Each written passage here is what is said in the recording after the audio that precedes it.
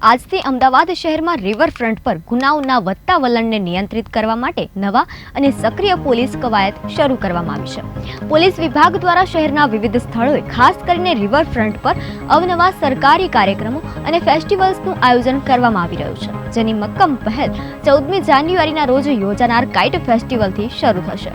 Riverfront પર ખાસ કરીને મહિલાઓ અને છોકરીઓનું સુરક્ષા ધ્યાનમાં રાખવાનું મહત્વ છે.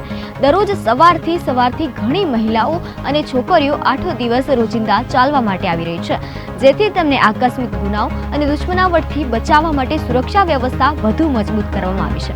આ માટે ખાસ સી ટીમ કાર્યક્ષમ કરવામાં આવી છે, જે રિવરફ્રન્ટના મુખ્ય વિસ્તાર પર પેટ્રોલિંગ કરશે અને અનિચ્છનીય ક્રિયાઓ જેમ કે રોડ રોમિયોગીરી પર નજર રાખવામાં આવશે.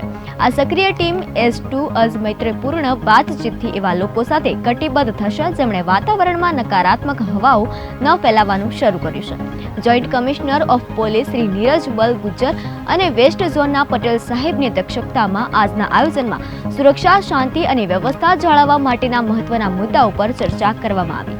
પોલીસે નોંધાવ્યું છે કે જો કોઈ પણ વ્યક્તિ રોમિયોગીરી અથવા અન્ય અપ્રામાણિક ક્રિયા કરે છે તો તે તરત જ પકડાઈને કાયદેસરની કાર્યવાહી કરવામાં આવશે. આ પહેલ ગુજરાતના પોલીસ વિભાગની હિંમત અને પ્રયત્નને પ્રગટાવે છે, જે શહેરને વધુ સુરક્ષિત અને માનવ અધિકારો માટે અનુકૂળ બનાવવાની દરકાર રાખે છે.